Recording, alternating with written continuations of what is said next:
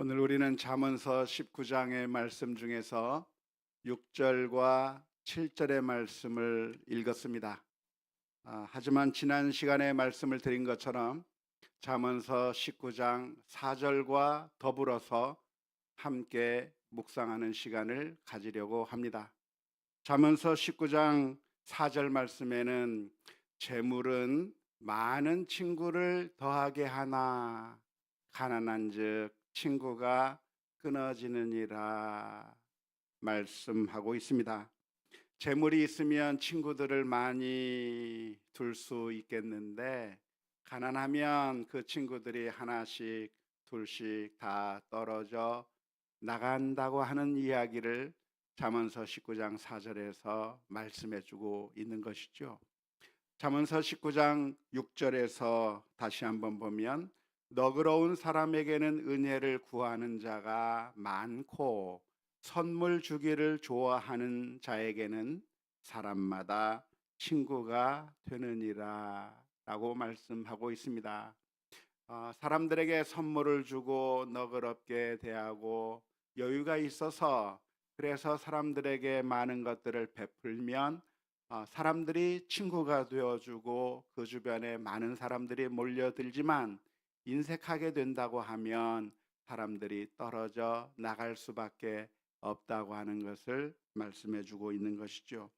잠언서 19장 7절의 말씀에서도 가난한 자는 그의 형제들에게서도 미움을 받거든 하물며 친구야 그를 멀리하지 아니하겠느냐 따라가며 말하려 할지라도 그들이 없어졌으리라 표현하고 있습니다.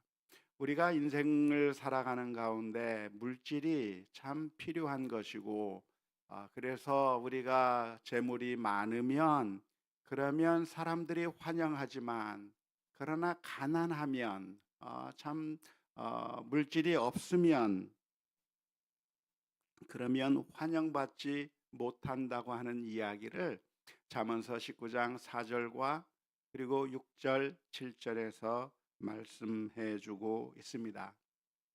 이것은 아주 냉정한 현실입니다. 우리가 인정하지 아니할래야 인정하지 아니할 수 없는 냉정한 현실이라고 말할 수밖에 없는 것이죠.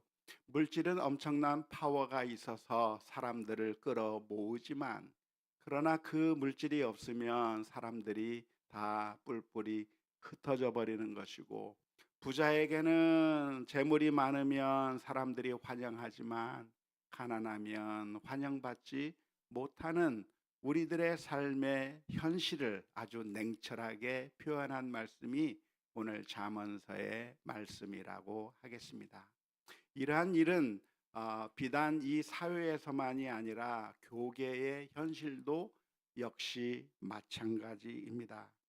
교계에서도 누가 인기가 있는가, 교계에서도 누가 환영을 받는가, 많은 물질을 후원할 수 있으면 환영을 하는 것이죠.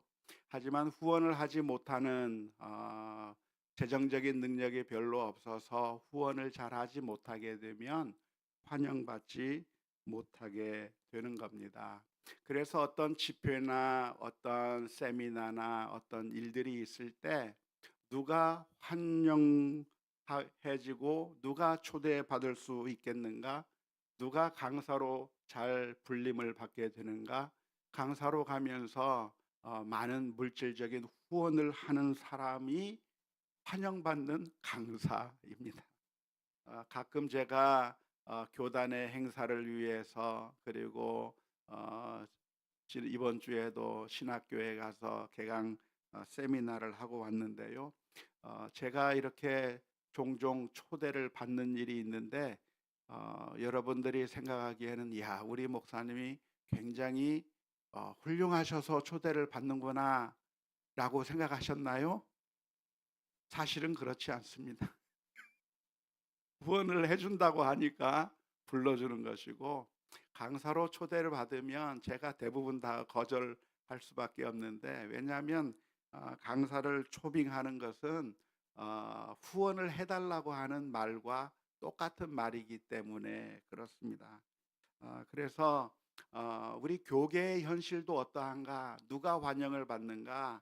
많은 물질적인 후원을 해서 수련회가 잘 돌아갈 수 있도록 물질적인 후원을 하면 그 사람은 세미나 강사로, 수련회 강사로, 어떤 집회의 강사로 환영받는 강사가 되는 것이지만, 아무것도 후원해 줄 수 없는 사람은 환영받지 못하는 겁니다. 초대받지 못하는 현실이 어쩔 수 없이 교계 안에서도 어 일어나고 있는 냉혹한 현실이라고 할 수가 있겠습니다. 그러다 보니까 좋지 못한 현상들이 나타나게 되는 것이죠. 누가 강사로 세워지는가? 누가 이렇게 그 세미나나 수련회나 이런 데 이렇게 자꾸 초대되는가? 정말 저분은 훌륭하기 때문에 우리가 반드시 그 메시지를 들어보아야 되겠다고 하는 사람이 초대되는 것이라기보다는 물질적인 후원을 많이 할 수 있는 그런 경제적인 능력이 있는 사람들이 많이 초대되다 보니까, 그것은 수련회도 마찬가지이고 기독교 방송국, 라디오 방송국이든 텔레비전 방송국이든 다 역시 마찬가지인데, 결국은 돈을 가지고 있는 사람들이 초대될 수밖에 없는 그런 시스템으로 돌아갈 수밖에 없어서, 사실은 정말 우리가 배우고 정말 우리가 따라야 될 성경적으로 바른 그런 사람들이 전면에 내세워지는 것이 아니라 그저 단순히 재정적인 능력이 있다고 하는 이유로 세워지다 보니까, 그런 세미나 강사를 통해서 어 좋지 않은 잘못된 이야기, 잘못된 신학, 성경적이지 못한 잘못된 가르침도 자주 들려질 수 있는 그런 현실이 우리의 현실이고, 그것을 막을 수 있는 방법이 별로 없다고 하는 것이 안타까운 모습이라고 할 수가 있겠습니다. 결국 어떻게 해야 되는가요? 우리 성도들이 깨어 있어야 하는 것이죠. 앞에 나오는 사람들이 정말 좋다고 그냥 생각할 것이 아니라, 과연 이 사람을 통해서 들려지는 그 메시지가 성경적인 가르침과 일치하고 있는가? 성경적인 가르침을 제대로 잘 전달하고 있는가? 아니면 성경적인 가르침이 아니라 잘못된 가르침을 전하고 있는가를 냉철하게 분별할 수 있는 그런 영적인 능력들을 우리 성도들이 길러 나가야만 하는 것이고, 겉으로 보이는 화려함에 속아 넘어가서는 안 된다고 하는 사실을 우리가 분명하게 기억해야 될 줄로 믿습니다. 그래서 오늘 잠언서 19장 4절과 6절과 7절의 말씀에서 들려주고 있는 메시지가 무엇이냐면, 재물이 많으면 그러면 환영을 받지만, 그러나 가난하면 환영을 받지 못한다고 하는 이 말씀을 오늘 이 석절의 말씀에서 우리가 깨닫게 되었는데요. 그럼 어쩌란 말이죠? 재물이 많아야 되겠어요. 재물이 많아야 될 필요가 있다고 하는 것을 의미하는 것일까요? 우선은 그렇습니다. 우선 우리가 이 세상에서 어떻게 살아야 되는가? 우리는 게으르고 나태한 삶을 살면서, 그래서 재물을 잘 모으지 못하고 가난해지고, 그래서 핍절한 상태로 들어가는 것이 성경적으로 볼 때 바른 가르침이 아니라고 하는 사실을 우리가 분명하게 기억해야 됩니다. 물질에 관련된 성경적인 가르침이 있다고 한다면 무엇일까요? 우리가 할 수 있는 대로 최선을 다해서 우리에게 주어진 힘과 능력, 시간, 재능, 그 모든 것들을 잘 사용하고 지혜를 사용하고 최선을 다해서 우리가 열심히 수고하고 애써서, 그래서 풍성한 수확을 거둬 들여야 하는 것이 가장 기본적인 성경적인 원칙이라고 말할 수가 있겠습니다. 데살로니가 후서 3장 10절에서부터 12절 말씀에 보면 이런 말씀이 기록되어 있는데요. 우리가 너희와 함께 있을 때에도 너희에게 명하기를, 누구든지 일하기 싫어하거든 먹지도 말게 하라 하였더니 우리가 들은즉 너희 가운데 게으르게 행하여 도무지 일하지 아니하고 일을 만들기만 하는 자들이 있다 하니 이런 자들에게 우리가 명하고 주 예수 그리스도 안에서 권하기를 조용히 일하여 자기 양식을 먹어라 하노라. 데살로니가 교회를 향해서 바울 사도가 편지를 쓰면서 이렇게 경고하고 있는 겁니다. 데살로니가 교회 안에 어떤 성도들은 일하지 않는 겁니다. 수고하지 않는 겁니다.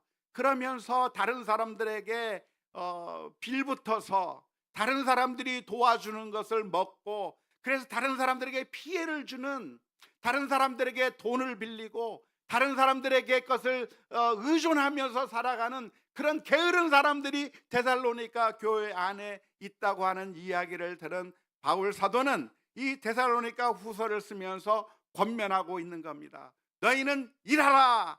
12절 말씀 다시 한번 비춰줬으면 좋겠는데요, 이런 자에게 우리가 명하고 주 예수 그리스도 안에서 권하기를 조용히 일하여. 조용히 일한다고 하는 이야기는 살짝 일하라고 하는 이야기가 아니라, 이 조용이라고 하는 이 표현이 성실하게라고 하는 말로 이해하는 것이 옳습니다. 성실하게 일하여 자기의 양식을 자기의 양식을 얻어서 벌어서 먹으라고, 열심히 일하고 땀을 흘리고 그래서 소득을 얻고, 그래서 그 소득으로 너희가 그것을 먹으라고 바울 사도는 아주 엄하게 가르쳐 주고 있는 것입니다. 그렇게 일하지 아니하고 놀기만 하는 사람이 있다고 한다면 먹지도 마라, 먹을 생각을 하지 마라, 그렇게 강하게 책망하고 있는 것이죠. 그래서 성경적인 원칙이 있다고 한다면 무엇일까요?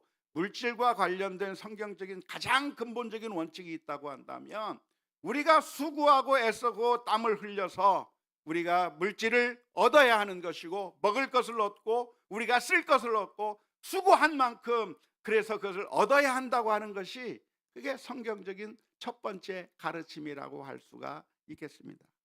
에베소서 4장 28절의 말씀에서도 이렇게 권면합니다. 도둑질하는 자는 다시 도둑질하지 말고 돌이켜 가난한 자에게 구제할 수 있도록 자기 손으로 수고하여 선한 일을 하라. 불로소득을 구하면서 일하지 않고 무엇인가 얻을 수 있는 그런 도둑놈 심보로 살아가지 말고 어떻게 해야 하라? 자기 손으로 일해서, 열심히 일해서 일한 만큼 그래서 그것을 물질을 얻어야 하는 것이고, 물질을 얻는 이유가 무엇인가? 그래서 그 물질을 얻어서 선한 일을 하기 위해서 최선을 다하라 하는 것이 성경적인 가르침이라고 할 수가 있겠습니다. 우리 크리스천들은 부자가 되기 위해서 노력해야 될까요? 부자가 되지 말아야 하는 것일까요?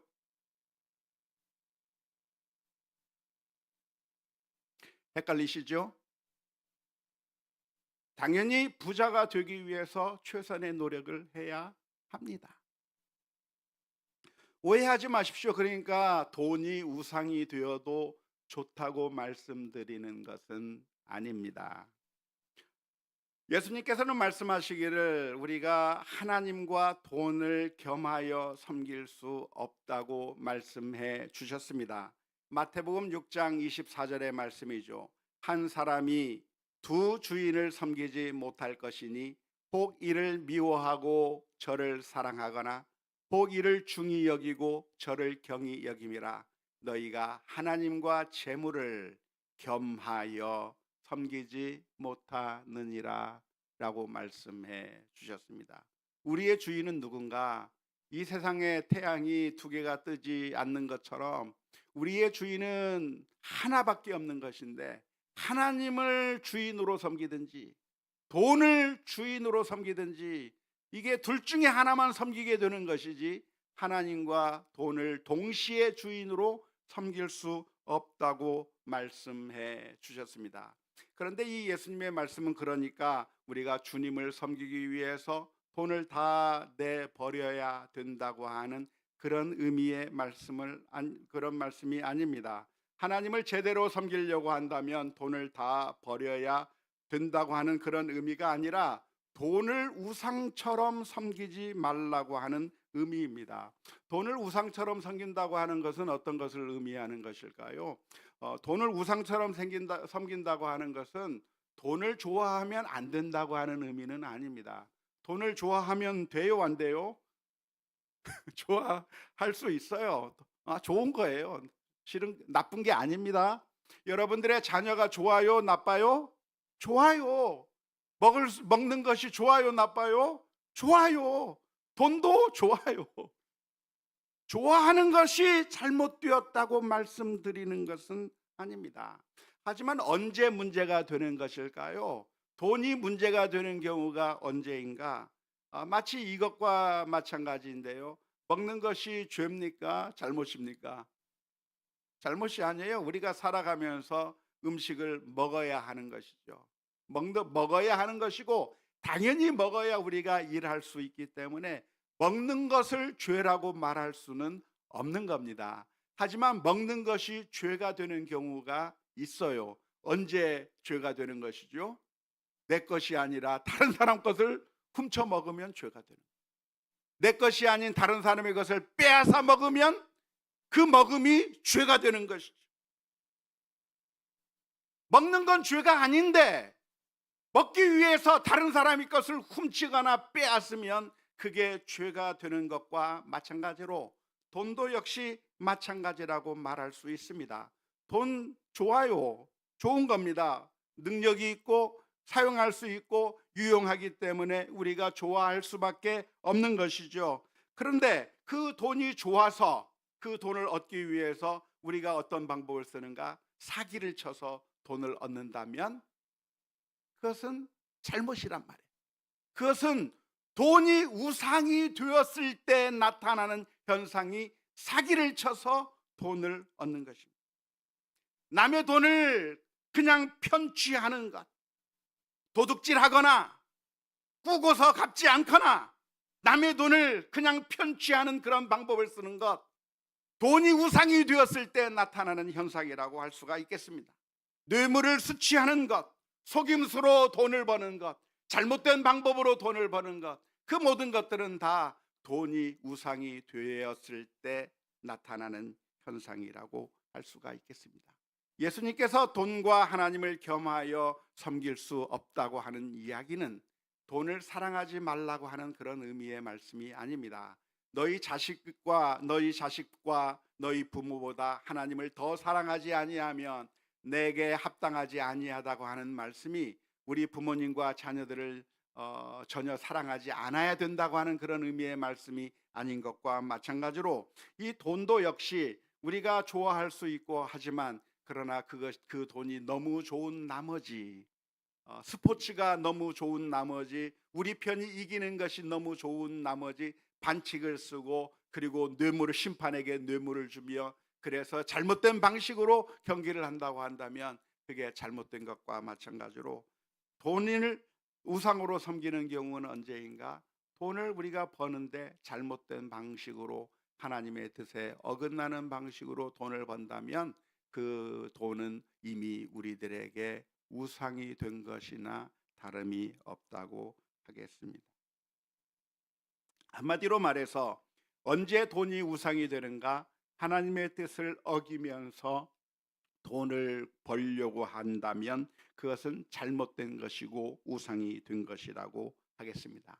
그러면 언제 괜찮은가? 우리가 하나님의 뜻 안에서 부를 얻기 위해서 최선을 다하고 수고하는 것은 당연한 것이죠.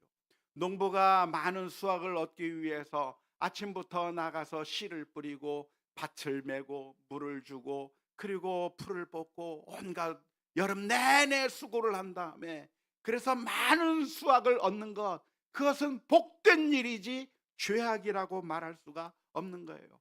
장사하는 사람들이 아침부터 일찍 일어나서 장사를 하기 위해서 최선의 노력을 다해서 장사를 해서 많은 돈을 벌 수 있다고 한다면 그것은 복된 일이지 악한 일이라고 말할 수가 없는 것이죠. 성경의 가르침은 무엇인가? 하나님께서 우리에게 주신 그 모든 능력과 재능과 지혜를 사용하여서 우리가 최선을 다해서 얻을 수 있을 만큼 가장 많은 것을 얻는 것, 그것은 당연한 것이라고 말할 수 있겠습니다. 바울 사도는 자신의 생계를 얻기 위해서 텐트를 팔면서 수선하면서 돈을 벌었는데, 그것은 세속적인 일이 아니라 당연히 누구든지 해야 할 당연한 일이라고 하는 사실을 우리가 기억해야 할 줄로 믿습니다. 성경은 무소유적인 삶을 가르치고 있지 않습니다. 우리나라 사람들은 불교의 영향을 많이 받아서 무소유라고 하는 그 삶이 가장 고상하고 우리 신앙인들이 추구해야 될 가장 고상한 단계의 삶이 무소유의 삶이라고 오해하시는 분들이 너무나도 많이 있습니다. 하지만 성경의 가르침은 무엇인가? 무소유의 삶을 사는 게 가장 고상하고 우리가 목표로 해야 할 최고의 경지라고 성경은 절대로 가르치고 있지 않습니다. 물론 성경에서 무소유를 가르치는 것처럼 보이는 성경 구절이 없는 게 아니라 있어요. 예를 들자면 어떤 구절들이 있습니까? 제자들이 배와 그물을 버려두고 예수님을 따랐다고 하는 그 이야기는, 모든 것을 다 버려두고 예수님을 따랐다고 하는 그 이야기 속에서 아마 무소유의 메시지를 찾으려면 찾을 수도 있을 겁니다. 뿐만 아니라 부자 청년이 예수님에게 나와서 선한 선생님, 내가 어떻게 해야 구원을 얻습니까? 라고 질문을 했을 때, 네가 가진 모든 것들을 다 팔아 가난한 자들에게 주어버리고 너는 나를 따르라고 하신 그 예수님의 말씀, 그리고 그 말씀을 하신 다음에 부자는 천국에 들어갈 수 없다고 강하게 말씀하신 그 예수님의 말씀을 들으면 마치 무소유의 삶이 진짜 우리가 추구해야 될 그런 영적인 최고 수준의 단계라고 생각하기가 쉽습니다. 하지만 성경을 전체적으로 읽어야 하는 것이죠. 성경 어느 한 구절 한 부분에 따라서만 읽어야 될 것이 아니라 성경 전체를 다 고려해서 성경 전체의 가르침을 읽어야 할 것인데요, 사실 무소유라고 하는 것은 자신을 비워서 영적인 최고의 단계로 올라가기 위한 이 세상 종교의 가르침이라고 할 수 있겠는데요, 이것은 불가능한 목표일 뿐만 아니라 더 나아가서 바람직하지 않다고 하는 것을 이미 말씀드렸습니다. 우리는 이 세상에 왜 왔습니까? 하나님께서 왜 이 세상에 보내주신 것입니까? 그냥 있다가 오라고 그냥 그냥 이 세상에 아무 이유 없이 보냈다가 나중에 다시 하나님께로 돌아오라고 하나님께서 우리를 이 세상에 보내주신 것이 아니라, 하나님께서 우리에게 사명을 주셔서 보내셨어요. 5달란트, 2달란트, 1달란트 종들에게 다 맡겨준 것과 마찬가지로 하나님께서는 우리를 이 세상에 왜 보내셨는가? 하나님께서 어마어마한 사명을 우리들에게 주셔서 그 사명을 잘 감당하라고 이 세상에 우리를 보내주신 것이죠. 그래서 우리는 어떻게 해야 되는가? 엄마 아빠로서 우리 자녀들을 잘 길러야 되는 사명을 가지고 살아야 되는 거예요. 우리는 어떻게 이 세상에서 살아야 되는가? 내 주변에 있는 사람들에게 많은 선을 베풀면서 살아야 되는 거예요. 우리는 이 세상에서 어떻게 살아야 되는가? 하나님께서 내게 맡겨주신 사명이 무엇인가를 생각하며 그 사명을 수행하기 위해서 최선을 다해서 일해야 하는 것이죠. 그런데 무소유의 삶을 살겠다고 아무것도 가지지 않고 그저 돌아다니면서 남들이 시주해 주는 것이나 얻어서 먹고 그냥 다니면서 의미 없이 살다가 아무에게도 도움도 주지 못하고 그렇게 지내다가 가는 것이, 그게 성경적으로 바른 인생이라고 할 수가 없을 것입니다. 불가능한 목표일 뿐만 아니라 더 나아가서 바람직한 것도 아니라고 할 수가 없는 것이죠. 따라서 우리는 이 세상에 어떻게 살아야 되는가?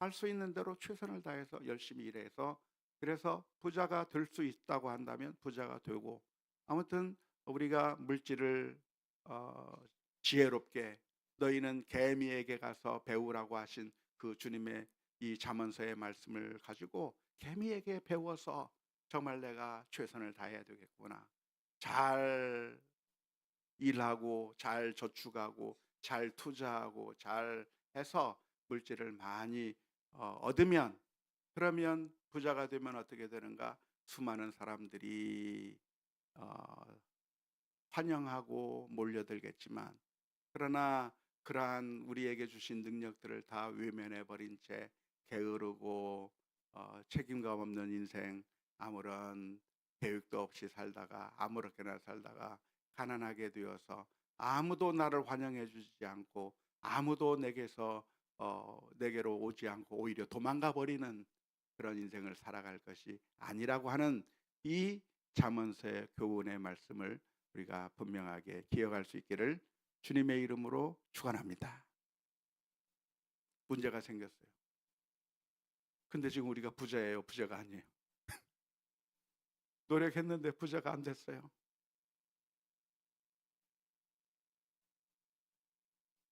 사람이 최선을 한다고 해서 모두가 다 부자가 될 수 있다고 한다면 얼마나 좋겠습니까?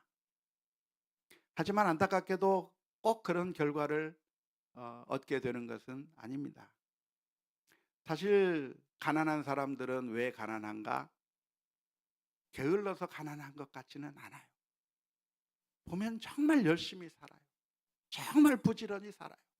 그런데 부지런히 산다고 해서 모두가 다 부자가 되는 것은 아닌 게 오늘 우리가 만나고 있는 현실이라고 할 수가 있겠습니다. 그럼 어떡하죠?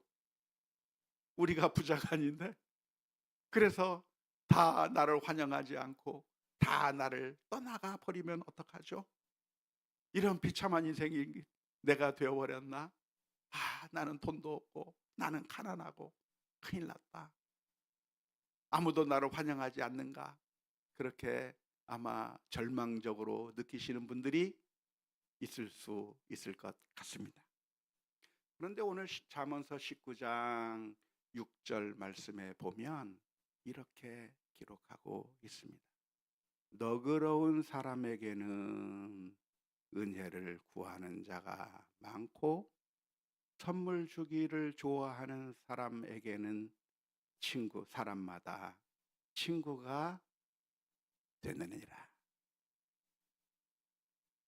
자, 부자에 대한 이야기를 하다가 잠언 19장 6절에서 너그러운 사람의 이야기를 하고 있는데요. 성경에서 보는 부자가 어떤 사람을 부자로 말하고 있는가를 보여주고 있는 아주 중요한 말씀이라고 생각이 됩니다. 부자가 누군가요? 부자를 어떻게 정의할 수 있나요? 돈이 많은 사람이 부자인가요? 마음이 너그러운 사람이 부자인가요? 그래요. 돈이 많다고 부자가 아니고 마음이 너그러워야 부자인 거예요. 누가 가난한 거예요? 돈이 없는 사람이 가난한 게 아니라 마음이 인색한 사람이 가난한 거예요. 그 이야기를 해주고 있는 거예요, 잠언서에서. 그러니까 누가 부자가 될 수 있습니까? 우리 모두가 부자가 될 수가 있겠죠? 많지 않아도 콩 한 쪽 나눠 먹을 수 있잖아요. 풍부하지 않아도 마음이 너그러울 수 있잖아요. 그러면 부자가 되는 거예요. 성경이 말하는 부자는 무엇인가? 그 사람은 재물이 많은 사람이 부자가 아니라 마음이 너그러워서 이웃들을 향해서 사랑의 마음을 가지고 있고 따뜻한 말 한마디 해줄 수 있고 손 한번 잡아줄 수 있고 그리고 가지고 있는 것 조금 나누어 먹을 수 있는 그런 너그러운 사람이라면 그 사람은 부자인 것이고 그 사람에게는 모든 사람들이 친구로 다가오게 될 것이고 환영받게 될 것이지만, 그러나 그렇지 못하고 마음이 인색한 사람은 환영받지 못하고 그리고 외로울 수밖에 없다고 하는 점을 우리가 기억해야 될 줄로 믿습니다. 예수님께서는 어리석은 부자의 비유를 해 주었습니다. 그 어리석은 부자는 농사를 지었는데 아주 많은 수확을 거두게 됐습니다. 풍년이 든 거죠. 많은 곡식을 얻게 되었을 때 이 부자는 생각했습니다. 이 많은 곡식들을 어떻게 할까? 창고를 더 크게 짓자. 그러면서 창고를 더 크게 짓고 여러 해 쓸 물건들을 쌓아놓고, 그리고 마음속으로 기뻐했어요. 야, 이제 살겠다. 내가 이만큼 거두었으니 이제는 됐다. 이제는 행복하다. 여러 해 쓸 물건을 많이 쌓아두었으니 평안히 쉬고 먹고 마시고 즐거워하는 인생을 살자. 그게 이 부자의 마음이었어요.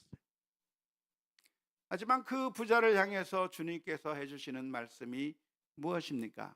누가복음 12장 20절 21절에서 이렇게 말하고 있습니다. 하나님은 이르시되 어리석은 자여, 오늘 밤에 내 영혼을 도로 찾으리니 그러면 내 준비한 것이 누구의 될 것이 되겠느냐 하셨으니, 자기를 위하여 재물을 쌓아두고 하나님께 대하여 부요하지 못한 자가 이와 같으니라. 이 부자는 물질이 많아서 부자였지만 하나님께 대해서 부요하지 못했기 때문에, 하나님께 부요하지 못한 사람은 어떤 사람이 하나님께 부요하지 못한 사람인가?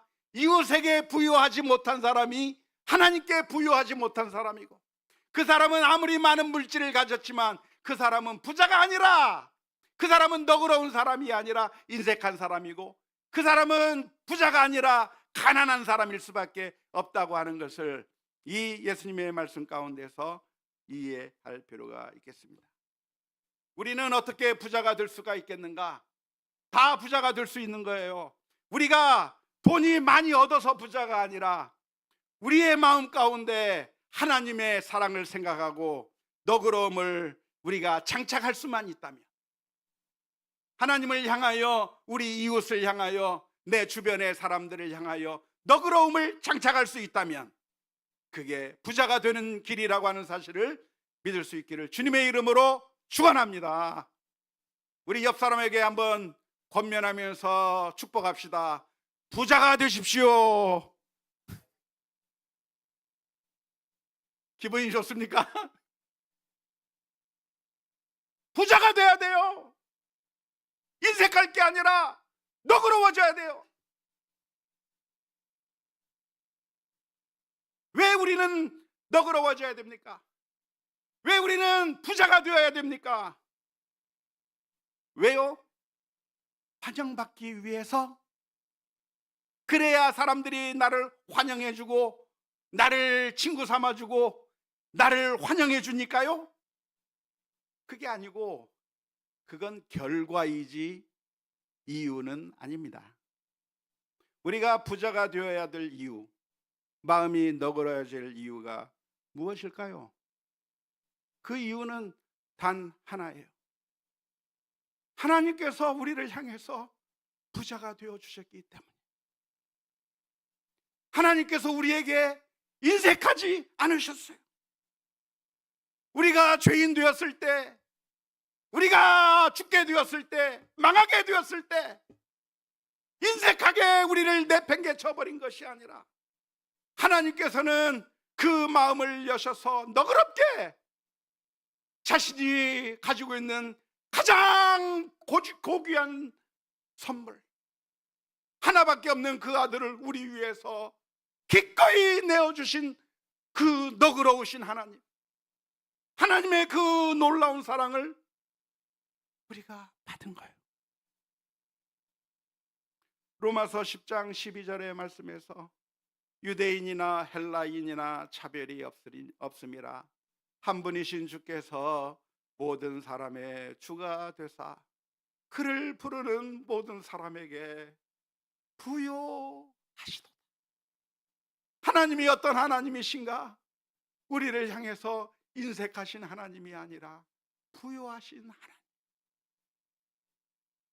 사랑이 많으신 하나님, 하나밖에 없는 그 아들까지 아끼지 아니하시고 내어주신 그 하나님의 부요하심을 우리가 받았기 때문에, 그래서 우리도 다른 사람을 향해서, 하나님을 향해서, 이웃을 향해서 부요해야 되고 너그러운 마음을 가져야 될 줄로 믿습니다.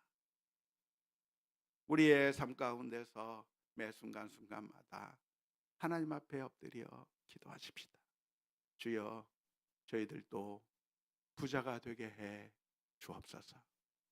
물질이 많아서가 아니라 마음이 너그러워서, 마음이 풍부해서 사랑의 그 은혜가 우리 주변에게로 흘러갈 수 있게 해 주옵소서. 기도하는 가운데 하나님의 은총을 더욱더 누리는 우리 모두가 다 될 수 있기를 주님의 이름으로 축원합니다.